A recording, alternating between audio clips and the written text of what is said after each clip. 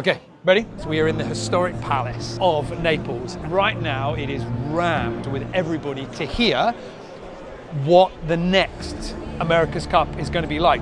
I'm just wondering whether we can kind of go down and have a little bit of a look. Sorry. That's the America's Cup.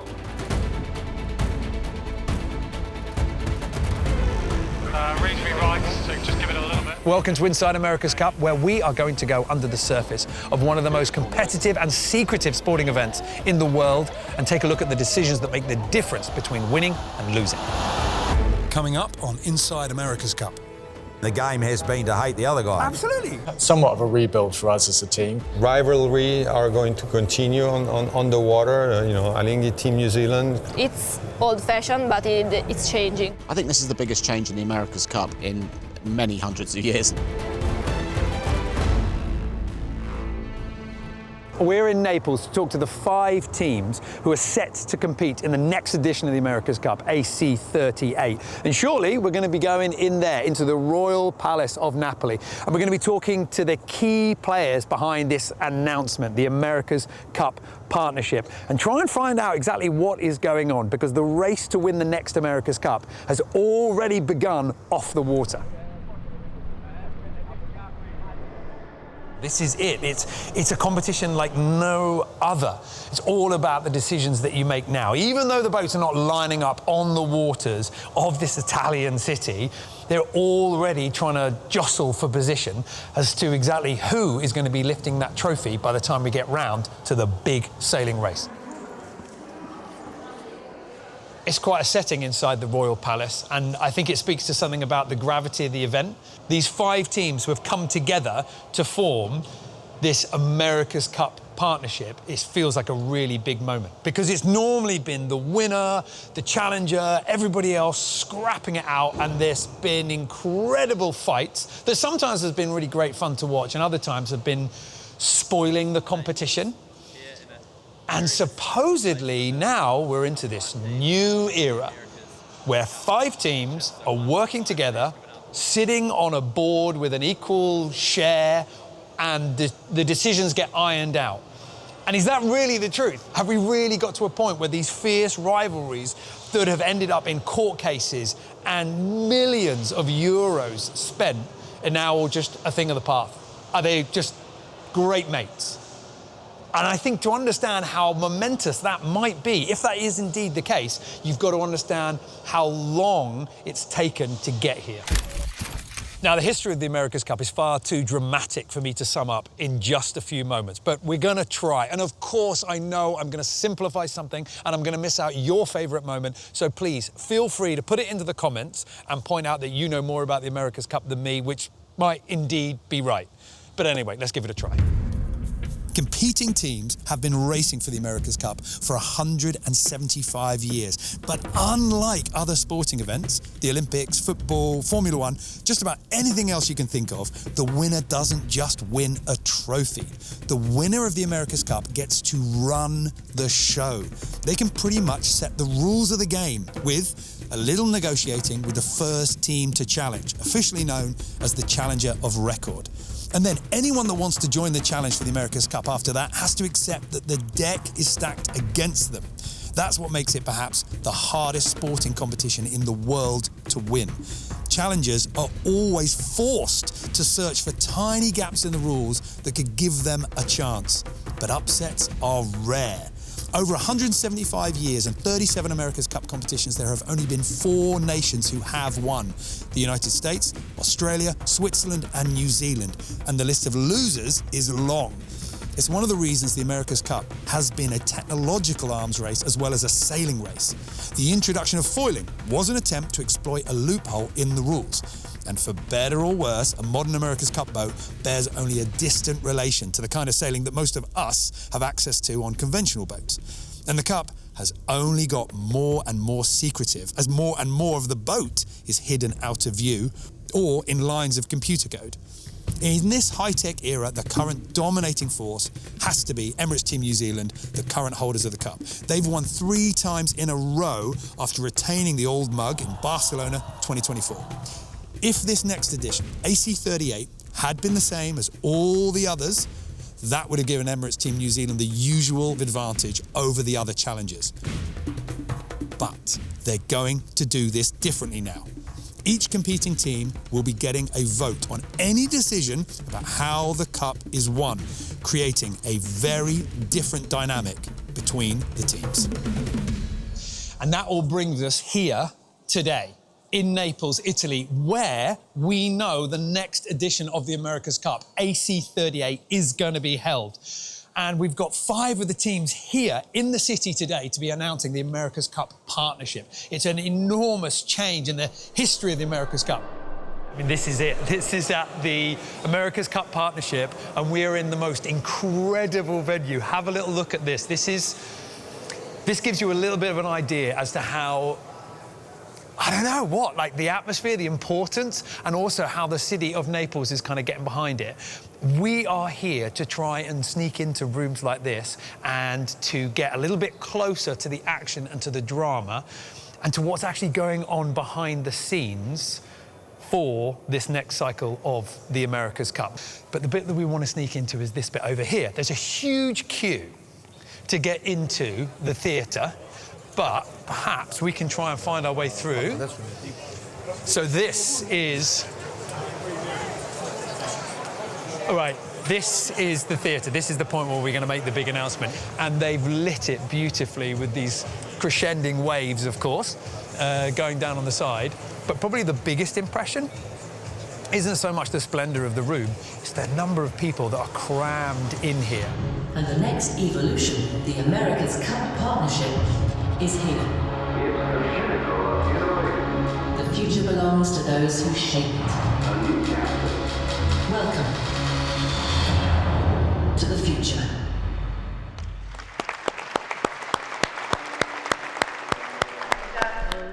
First to the right of the public. They're getting ready to reveal the cup, and you can see in the audience everybody's got their phones and started bringing it up to film it. Everybody wants to get a glimpse of the cup.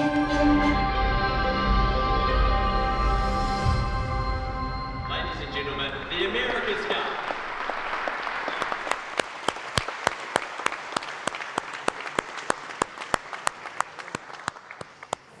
So in addition to the ACP, the America's Cup partnership, we've also had announced the first bit of racing, the first date in our diary in Sardinia. This summer, the teams are going to be taken to the water, not on the AC75s, but on the smaller, more automated AC40s. And when you look at the calendar, that is not that far away. That means that you need to get ready now. You need to get the process going. You need to get on the water as quick as you can. You need to set yourself up. You need to get your sailors all sorted. It's the first challenge, and it's going to be the first test, and it's going to be the first opportunity to gain some confidence. And there is one person who knows better than any other just what it takes to be good when it comes down to race day. Perfect. So what we're going to do... Do you mind if I've got some hats? Yeah, happy? Okay, so first of all, did you expect it to be such a media scrum as we've got here? I did actually, because when we announced it in May that we were coming to Naples and we did it down in the castle down on the waterfront, it was just chaos. It was it was absolutely fantastic. This is organised compared to that one. So yeah, I did. And so this is really kind of marking, I don't know, in some ways the start. Yeah. And that's why there's been so much media interest, and that's why it's been, basically it was the tightest ticket, and the place was standing room, theatre was completely full. So it's been, I think, I'm slightly biased, of course, but I think it's been a pretty successful event. I think you're allowed to be fairly biased because there's an awful lot of work that's gone into it, and I wonder how close did it come to not happening? How tight did you get to failure? Oh, about 10 times. Right. It failed almost completely in July. We were absolutely gearing up for a deed of gift. We had organised how we're going to build our own sails in New Zealand, our own foil arms, rigging. We were into it. We were within 12 hours of issuing a notice of deed of gift. And to absolute credit of the Commodores, Bertie Bickett and our Commodore David Blakey, Bertie on the other, kind of on that side, just started to shake a few heads and went, what, guys, this is serious. This is going to be a deed of gift, and no one wins that, including us. We didn't want a deed of gift. It was the last bloody thing we wanted. Yeah. And that got us to a protocol agreed. And so at that point we had an event, but we still didn't have a partnership. And so then it went from July really till about, well, basically just late December to then nut out the next stage. But it's taken a long time to do. And when you come through something like that, I'm just thinking about a sailing team. When you come through something really, really hard and really, really challenging, you either step off the boat and go, wow, do you know what? Friends for life. Or you step off the boat and you go, well, we argued the entire way around the world and I never want to see any of you again. How do you see your 5 other teams now coming through that experience? Yeah, well, there's been sort of factions. But since that, and since that July period when we got this thing back on track, it's been more of a collaborative approach. Look, the proof's in the pudding, right? I don't know what it's going to be like sitting in a room with some of these guys. I mean, it's 175 years of history, right? I mean, the game has been to hate the other guy. Absolutely. So now it's all kumbaya, you know. So it's going to. You could argue that it's almost generationally wrong for us to be in the same room because traditionally we don't like each other, and they all don't like me. There's no doubt about that. So it's got to sort of put your big boys pants on, you know. Yeah. Because otherwise we are the wrong generation to do this. Yeah. Because we could screw this up real good within a week just by arguing and just not agreeing on anything. Yeah. So, we've had to give a lot. I think if we didn't, this thing, the cup was not dead because it's been through ups and downs, but I think it was definitely in trouble. Yeah. And so I got to keep my big boy pants on in the first board meeting as well, you know. But everyone's going to have to give and take a bit. I as a fan, I wouldn't want all 5 teams to get along swimmingly. You want that sort of competition. So I know, I'm pleased that it wasn't easy. I know there's so much work. Everyone said the same thing. But with that ACP, the agreement, the paperwork, the legal framework, how many pages are we talking? We're talking 700 pages. Okay, and can I take a look at it? No. It's a confidential document to the partners of the partnership, basically. And every one of those words has been altered 27 times. Even I don't know how many times you got to utter a word like or and, but that's even been altered. It has been excruciating. In terms of our side of it, with our own internal guys, there wouldn't have been a day where I wouldn't have had a Zoom, at least, and probably spending 6 hours at least of my day working on it for over a year. So how much are we talking in the way of compromise? Of those 700 pages, what sort of percentage of that? We got 100% everything we wanted to be in there. We had to give away 20. Just give me an idea. Give me a sense. I don't know. The process has been so long. No, I don't know. I don't know. I can't answer that. No. The best deals are the ones where no one's happy, right? Right. Okay. But I think because when you helicopter out now, and I've been so buried in this that I've been, I can't multitask, and I have done nothing for 15 months other than work on this thing. How much has that cost you in terms of preparing for the next cup with all those things? It's definitely cost us something, but then, Kevin Shoebridge runs the team more than I do, and he's a machine, and so I'm comfortable, I'm involved, of course, and now I helicopter back in. But the team's in pretty good shape. Okay. We've made some pretty big changes and they're looking okay at the moment. Would you cast yourself as the favourite? You never know. We got a good boat. There's no doubt about that. We've got a great design team. I really like what we're doing with the sailing team. It's going to take a bit of time, as Max has got to do too, with his young guys and that. But I think, I'm sort of moving off the partnership to Team New Zealand, but I think we're evolving, and so I don't think it's really hurt us. No, certainly hurt my mental state, but let me ask you two last questions then, because one of them is about the competitions that we're looking forward to. Obviously, we've got the Youth America's Cup, we've got the Women's America's Cup, and then for the main America's Cup, we're also going to have female sailors and male sailors on the boat at the same time. Can you just give us an idea of that decision? Because I'll be honest, I didn't see that coming. I didn't think that the wind was blowing in that direction. Just why is that why does it feel right to do that now? Yeah, well, it's always one of those decisions that you don't know whether it's right or, because I was against the quota idea. Yeah, okay. I believed, I was the instigator along with basically it was Kevin Shoebridge of the Women's America's Cup, and I really believed in that idea, and it's proved to be a great idea. But I wasn't convinced that we should then, as a result of that, mandate onto the boats. Okay. But and the French were very much on the we should mandate page. And once I started to think about it, I said, and talking to the women within Team New Zealand, how the hell do you actually make that? You can have a Women's America's Cup, but what next? That doesn't solve it. Yeah. And so I don't think mandating is the ideal way of doing it, but I think it was the only way at this stage to do it. Because you got to knock down a tradition of guys on the boat. And if you don't mandate it, they don't take a woman on the boat. Hannah Mills, they might, but they're not otherwise. So I think in balance, I think it's the right move. And what about any late teams and what boats they could potentially use? I mean, what about your 2021 boat? Is that somebody sort of asking you for a price on that one? Could we see that on the water? You might. It's possible. That boat is usable. Okay. Needs quite a lot of work to bring it into the new rule. I think around 20,000 hours to be spent on it, which is, used to be able to build a maxi in 20,000 hours.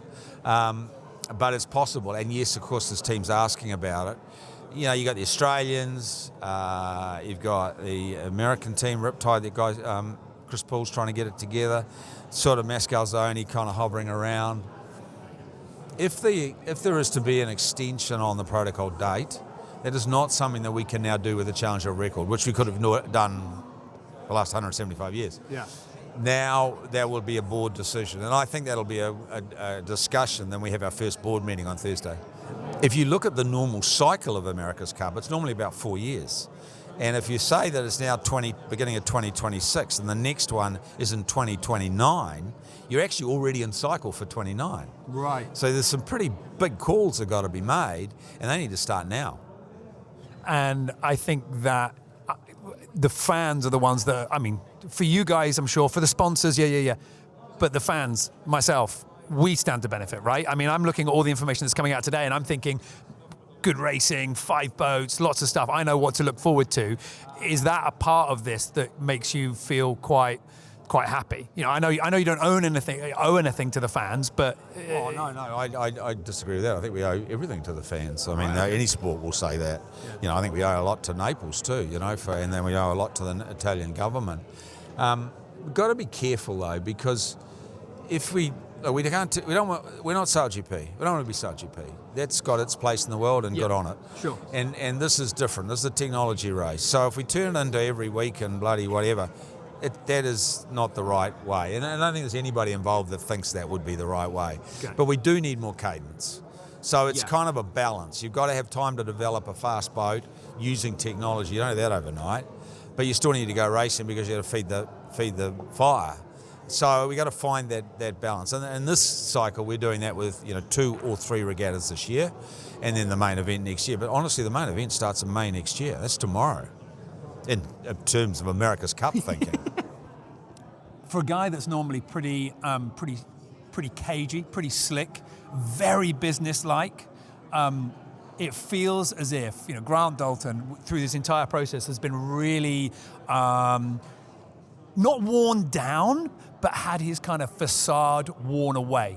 Fascinating just to hear him being so open about the fact that this has taken so much work and so many times they thought that it wasn't going to happen. And while at one level, now we can get down to the racing, but actually now we can get down to the business of managing the races and putting all the work into there. Really interesting to hear. There might still be a couple of other teams trying to come in, and how it might still have quite a bit of development until we get to that next cup. But he's looking and sounding like somebody who's been through hell to get to this point.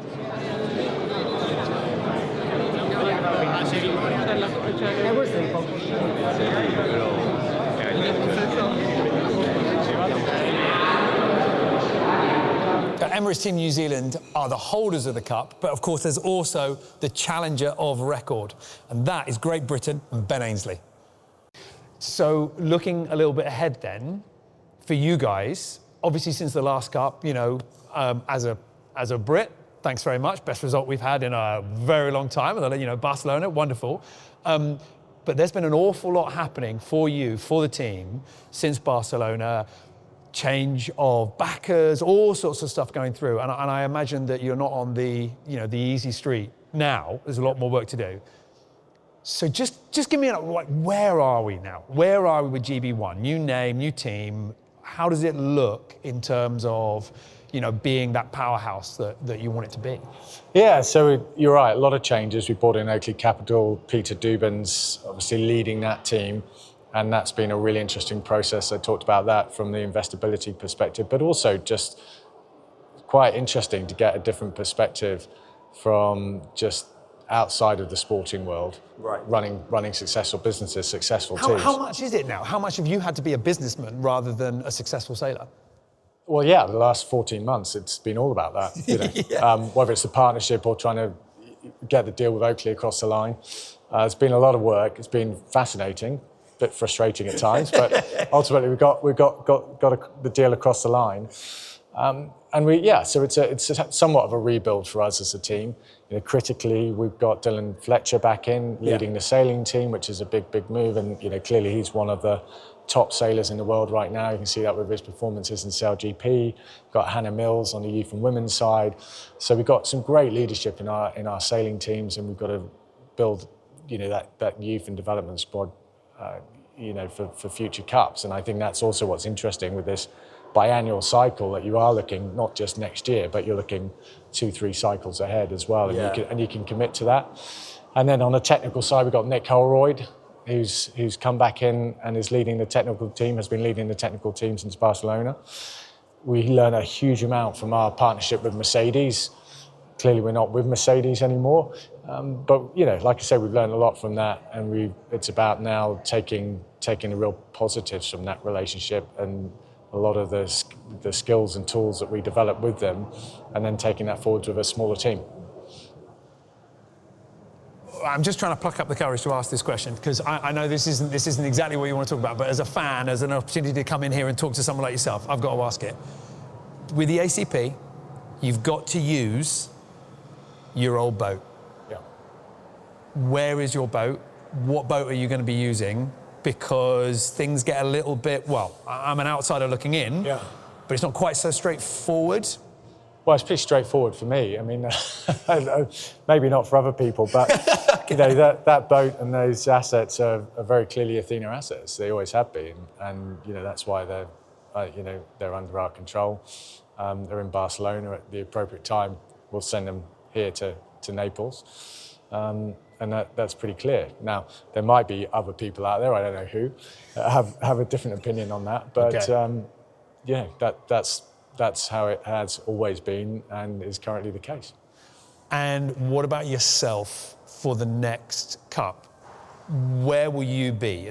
Every great America's Cup sailor, every great sailor has to have a point where they go, okay, actually, you know what? I'm not going to be on the boat. Is that time for you, or are you thinking, no, give me that wheel? No, I mean, in all honesty, and I've tried to be pretty straight with this, I haven't made that decision yet. Right. And the reason is, looking at the talent coming through, and can we, and we haven't got long until the next Cup, but can we identify that younger talent coming through? Because that's not really, I mean, there are other sailors out there similar to my age we could bring in, do the same job I could do, but I'm really interested in, who's the next, Dylan Fletcher that's maybe in their 20s that's coming through. But do you feel that little bit of nervousness of that new generation kind of coming through? No, I'm desperate for it. I want to see that. Yeah. I want that talent to come through. I've got no, desire to go out there and have to try and prove myself to steer an America's Cup boat. If it's the right thing for the team, and Ian and Dylan and the rest of the team want me to do it, I'll think about it. But I'm not there pushing myself forwards to do it. And what are the major differences we're going to see with the boats? Obviously, we're reducing the number of sailors. We've got male-female participation. But where will they fundamentally look different when they're on the water? They won't look that different, to be honest. I mean, you'll see some slight differences in the foils. The hulls, maybe, again, just small nuances. Obviously, you'll see some differences with the deck layout, with the crew numbers switching. I think it'll be interesting with the development of the sails. Again, I don't think you're going to see anything fundamentally radically different. So it'll be subtle things. But they'll all make a difference, as we know, in a technology race.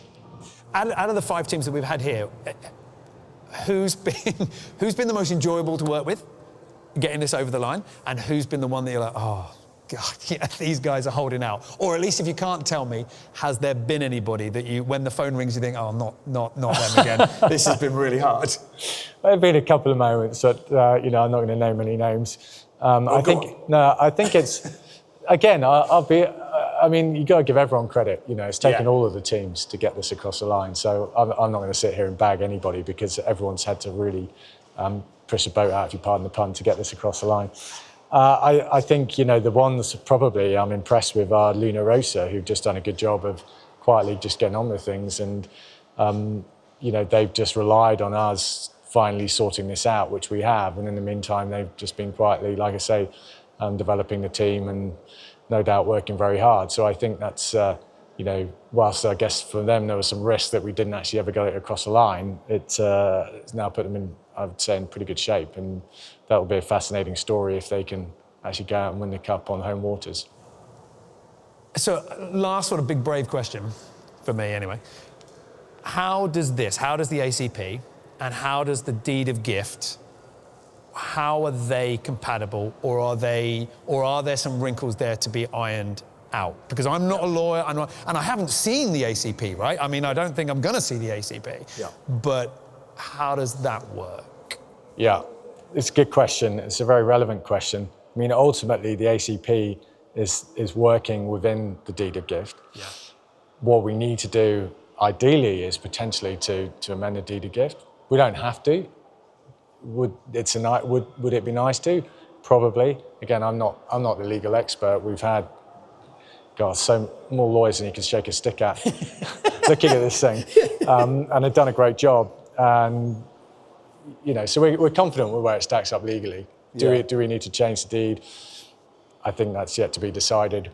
New York Yacht Club have been involved with these discussions and been very supportive of it, which I think is really important. It's a shame we don't have a US team at the moment, but of course we'd dearly love to have one in the future. Clock's ticking. You say that this has taken away a lot of time from you, and I'm sure it's from a lot of the other teams in terms of perfecting boats, perfecting sailing. But if the Cup was being raced, tomorrow or the next day, who would take it? Who's the team that's out in front that we're all trying to kind of like reel back in? I would say Luna Rosa and Team New Zealand right now. I'd put us in the dark horse category. But everyone likes to be in that dark horse category. Well, it's a good place to be, isn't it? But we got a great package. We know that. We've got a great package from last time. We've got good, good design, really good design team.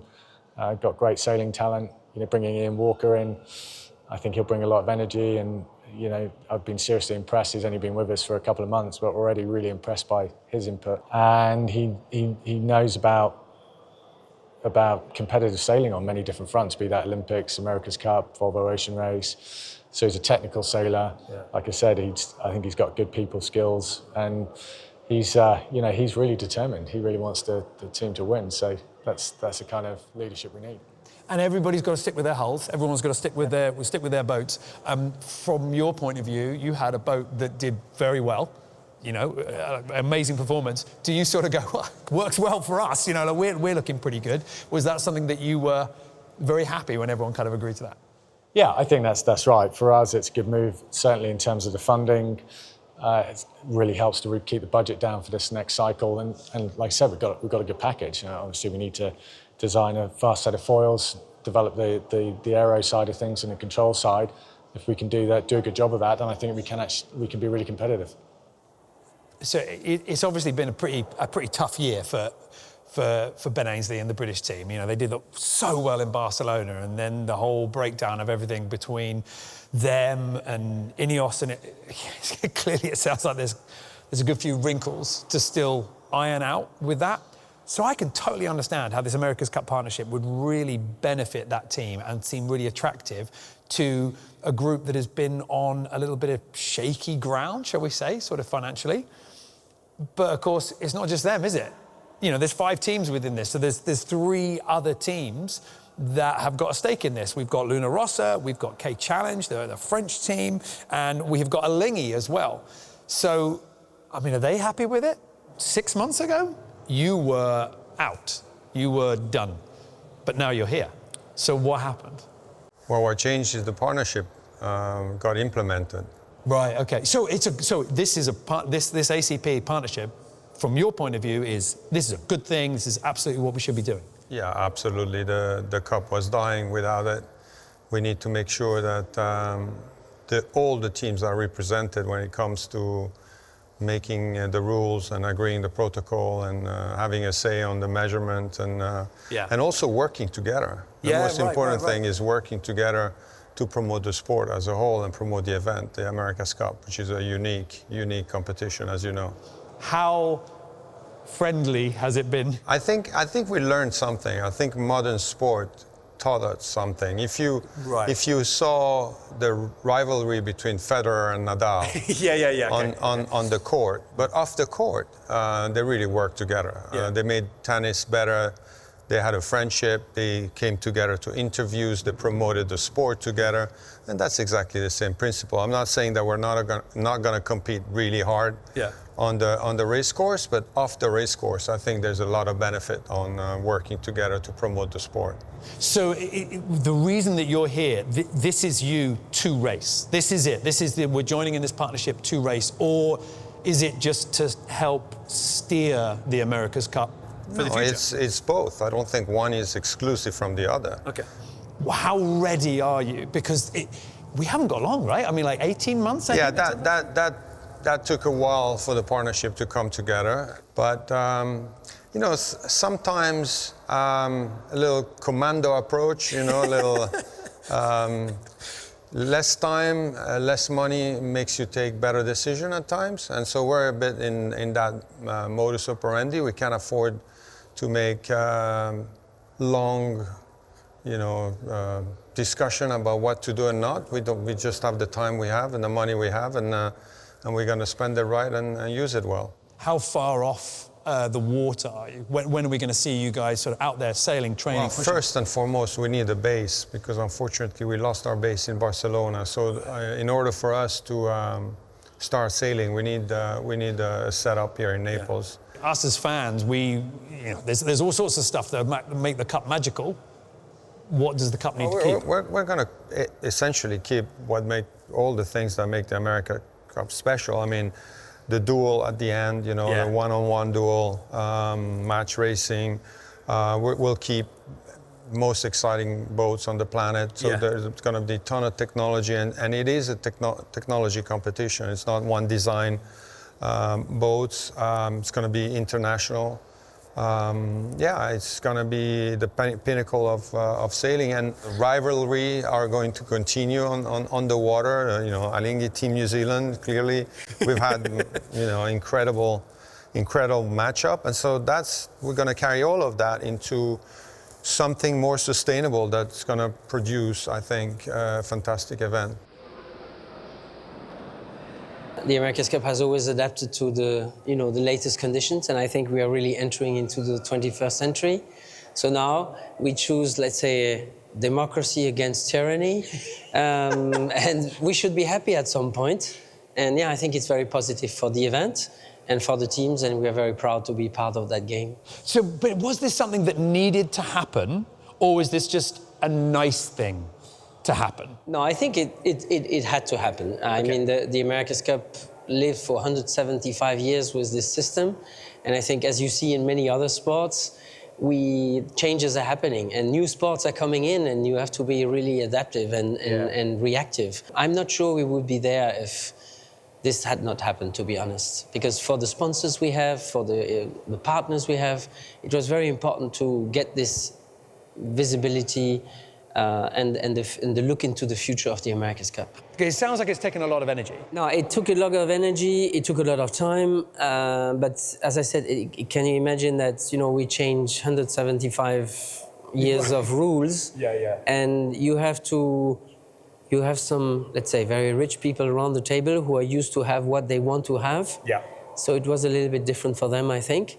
And sometimes we agreed to let the big boys play, and we came back in the game regularly. So it was great. So, I mean, finally, it was a long process, but a lot of things were negotiated ahead of the partnership to make sure that once it was signed, we could organize the America's Cup quickly, because it's in 15 months now. The hulls are going to be the same. You know, the fuselage is going to be the same. So where are your efforts focused? Foils? Foils, sails, masts. That's where you have to work, where basically the magic is and the technical advantage could come from. So it's very clear. We can see that in the world of sailing, the pro sailing now, the commercial value is as important as the performance on the water. Right. It's so important. We are involved in 2 or 3 very big events, and that's our objective with K Challenge, is to create the commercial value for K Challenge. Yeah. And not only just getting money to go racing and sailing. That's the past. Now the new is, if we want to have investor or big company coming in, they need to see a return on investment. So, okay, so then are we at the point now where we've gone from being sailing teams who do a little bit of business and make a bit of money? Are we now businesses that also sail? Have we been able to sort of flip that? I think it's flip over. Yeah. The plan is not to rely on a billionaire to make the America's Cup continuing forever. Give us your take on this whole announcement today. Before this partnership, basically, was a kind of startup every time. No, you start the process, you start to talk with the people, with the guy, and the first question, regardless if you're talking with the sailor, with the designer, or with the sponsor, is when is going to be the cup and where.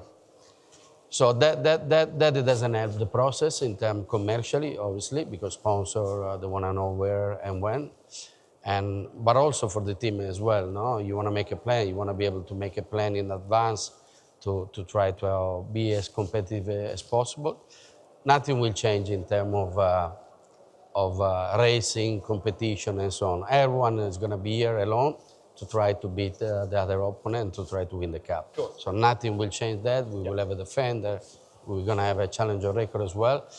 We are no friends. We are shaking our hand. We are taking pictures with Mike, but we are no friends. Okay. We actually have a bigger responsibility in try to keep some protection into the America's Cup. No, we need to remember it's the oldest trophy in sport, so we don't want to be remembered in 20 years' time being the guy actually fucking up the event. You've been a huge part of the cup. Eight campaigns you've done? I can't remember now, so many, right? Yeah, so many. But as you say, like, Luna Rossa's never won the cup. Why not? What is it that you're like just missing that last thing? I think we get pretty close in 2021. Yeah. We probably lost the cup there. Yeah. But again, it's a tough game. It's really trying to be smarter than the other guy. Yeah. And we need to be honest, Team New Zealand in the last 10, 15 years, they've been to another level. Yeah. They give continuity from 1980 to today, and every time that there was a new guy coming in, it was a good guy. We tried to do the same with Luna Rossa starting from 2017 to try to keep the same core group. We need to make just a better, just one better decision compared to the other just team. one little thing. No, it's really the difference is pretty small at the end, but the outcome of the small mistake is huge. While in Naples, I also got a chance to talk to Margherita Porro from Luna Rossa, the winning skipper of the very first Women's America's Cup. And we might potentially be seeing her on the AC75 for America's Cup 38. You're back in the AC40s. Obviously, with the 75s, it's the same hull, but we're developing stuff, we're changing stuff. With the 40s, are they going to be the same again? No real changes? It's all very strict one design like we had before? Yeah, strict one design, and I like this idea because the winner is really the best in the circuit. And obviously with the AC75s, we're going to be seeing that sailed with both female and male sailors on board the boat at the same time in one team. Are we going to be seeing you on there? I'm just thinking about any nation that's having to pick their sailors. well, surely the Italians have got, we've got the reigning champion. That's a pretty good card to have. Yeah, well, on the AC75 we are still developing the playbook, so we don't know which position will be the woman on board. So I don't know if I'm the one. I really don't know. I hope so. It's a big experience, but I also like to race on the AC40. In your opinion, I'm just trying to think of those people that for years past have said, well, you'll need the less physical role. Oh, the women will tend to be in these positions rather than these positions. But I feel like with the AC75s at the moment, you're not going to have the cyclors. You're not going to have those big, powerful roles. So that argument has gone. So from your point of view, does it just come down to, well, if you're good enough to helm, you helm. If you're good enough to trim the wing, that's what you do. And that's the best part. Like in my case, as I said to you, I'm short. Yeah. So in the Olympic classes, I did a lot of hard work, but I didn't go to the Olympics. In the AC40 and the AC75, you don't need to be big. Because there is also the weight that you can put under your seat. So you don't have to weight a lot, you don't have to be tall, you don't have to be strong. For sure, you have to be strong because the neck especially. Oh, really? Just because the G-forces? Like in Formula One. I think I've got this right. 4-time world champion in various sort of junior youth classes. I mean, phenomenal record. You've done various Olympic campaigns. You've pushed yourself. You'd have won. You're the reigning champion in terms of the Women's America's Cup. This world can be a little bit old-fashioned, shall we say? Old-fashioned. And I just wonder how you feel yourself walking through it. Do you feel welcome? Do you feel like you have to prove yourself? I ask you that just because I can't walk a mile in your shoes. I just wonder what your experience is. As I said before, I feel very lucky to live in this world at the moment. The first time I was with Luna Rossa was back in 2023 in Cagliari, and I think they told me I was the first one to sail, the first woman to sail a Luna Rossa boat. And the first time sailing, it was amazing. Like I remember, because I'm short, Jimmy Spitil took off his life jacket and put it under the seat because I couldn't see. So that was the situation, but it was fun, and it was a warm welcome. And as I said, it's old-fashioned, but it's changing. And just lastly, Naples, it's going to be hosting the America's Cup, it's going to be hosting the Youth Cup, it's going to be hosting the Women's America's Cup. It seems like an amazing city. I really don't know much about it. I don't know much about the water. What's it going to be like when the big competition starts, the boats are here, the fans are here? What kind of experience is the city going to give to us? Well, I'm not from Naples, but I can assure you that in Italy we are sure that people from Naples are like super emotional people. They really want to hug you, they want to kiss you, even if they don't know you. And I think it will be pretty much the same for the racing. It will be fun. All right, thank you very much. And listen, good luck when we do get to that final competition. Thank you. So, obviously, infighting, obviously a little bit of pulling each other into the room and getting those signatures down on the paper. This has been a monumental moment. You can hear it from the sailors. So to kind of unpack all this, I'm on the roof of the America's Cup office here in Naples with Magnus Wheatley. Magnus, I'm not too sure what your official title is, historian. You've been following this for years, for decades, and you're my go-to guy when it comes to facts. So I just wanted to get your take on this whole announcement, the whole thing, and I mean, you're not surprised about how many times it came pretty close to disaster. No, not at all. It's any change in the America's Cup takes time.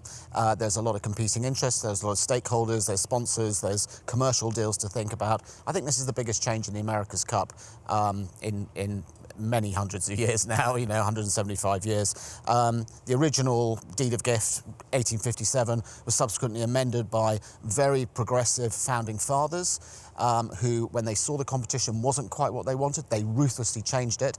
Then it got set in stone when they died. The America's Cup had to change. Yeah.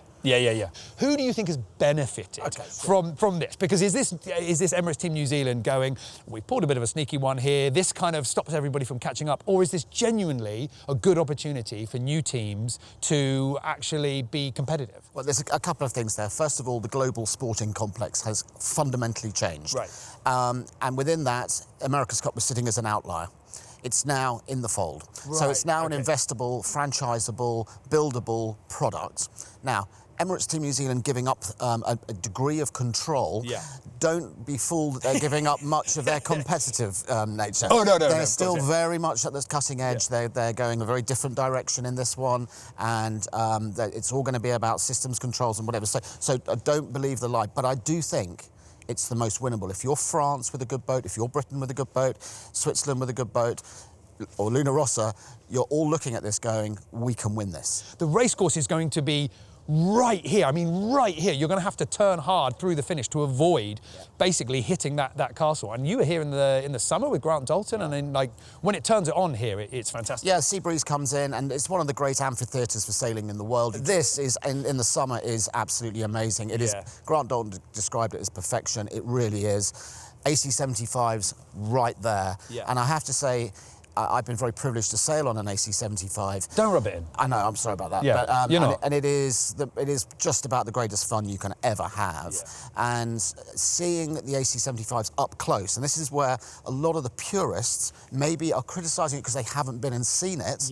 When you see an AC-75 up close and hear the whistling and hear the cranking of the Main Street Traveller and the sails, and it is the most incredible sight. The thing for me is that this has been a really interesting journey, you know, like today hearing all the announcements and speaking to the teams and everything. And the thing for me that I really sort of take away, and I think that the fans of the Cup will kind of take away, is the fact that they're still fighting.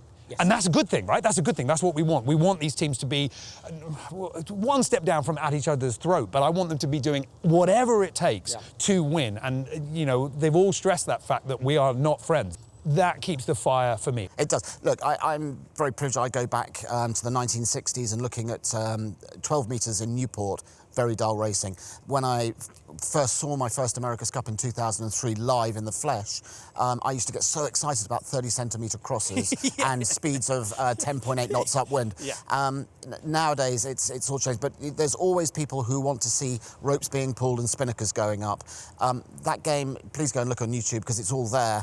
And you, after, I don't know, an hour of watching that, you're pretty bored of it. Just watching America's Cup racing, bearing away at 56 knots around the top mark is absolutely sensational. But yes, you're right. The America's Cup there is no second. That mantra lives through the Cup. Everybody is trying to get an edge, whether that's team-based allocations, whether that's branding, clothing, whatever it is. It's about upsetting the other person. It's just like any other professional sport now. It's always the characters in the Cup. It's always the people. And the people this time are pretty special. You go through all the teams. We have a really good class of 27 coming through, and I'm expecting fireworks both on the water and off it. The partnership is there. It is a democratic entity, but within that there's going to be disputes, and that is what makes the copy. That is what makes the story. That's what develops the America's Cup and keeps it at the pinnacle. It's not one design racing.